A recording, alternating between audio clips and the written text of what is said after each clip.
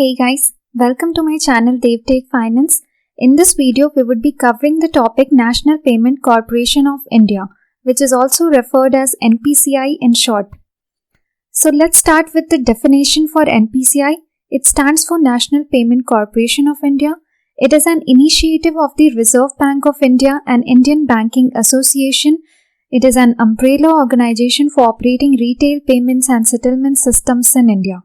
So basically, NPCI is an entity which was initiated by RBI as well as IBA, which governs the whole banking system of our country. And this was introduced to operate the payment and settlement systems of our country to make it more accessible, easier, the online, the digital payments and transaction from one branch to another to make everything more feasible and convenience. NPCI was introduced. It functions under provision of Payment and Settlement Systems Act 2007. So NPCI is actually functioning under provision of Payment and Settlement System Act. This act was introduced in the year 2007 and thus this act is governing the whole working and the procedure of NPCI.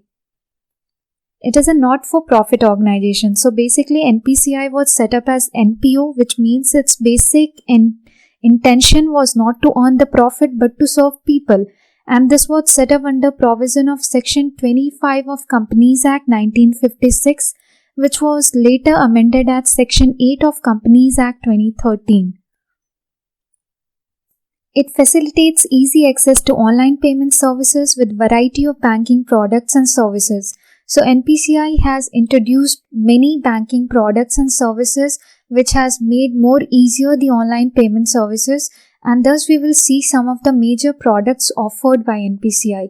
First one is IMPS, that is Immediate Payment Service.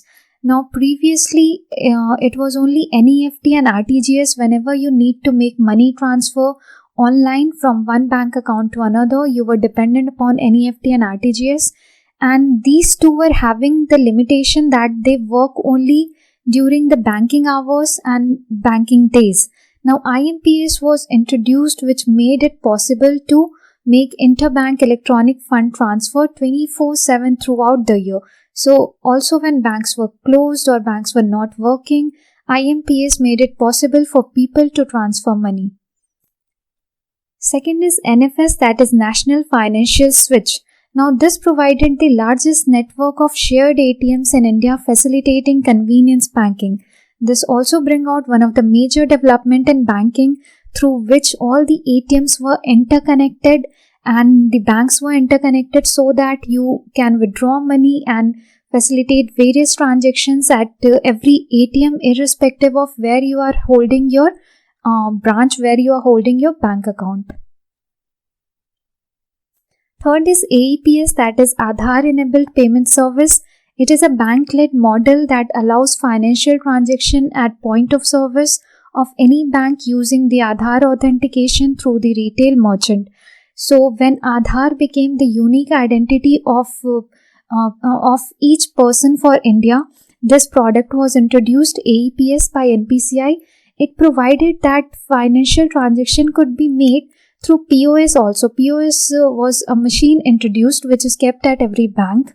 So their transaction could be done using POS only through Aadhaar authentication, and thus it was also a major development, a major product that was introduced by NPCI to make it more convenient for people to make financial transactions only on the basis of their Aadhaar identity. And the only requirement was that the Aadhaar must be linked to their bank account. Then there is CTS, that is Check Truncation System. Now this facilitated the uses of digital signature or encryption methods in checks to prevent manipulation of data during transition of check clearance. So whenever check clearance happens from one bank account to another, there was a lot many chances of data manipulation. And thus CTS was introduced, which brought in this digital signature and various encryption methods, which made it more safer for people and more safer option for people to make transaction, to make check clearances. UPI was also introduced by NPCI. It is a system that makes multiple bank accounts to be accessed from a single mobile application using mobile number or UPI ID as unique transaction address.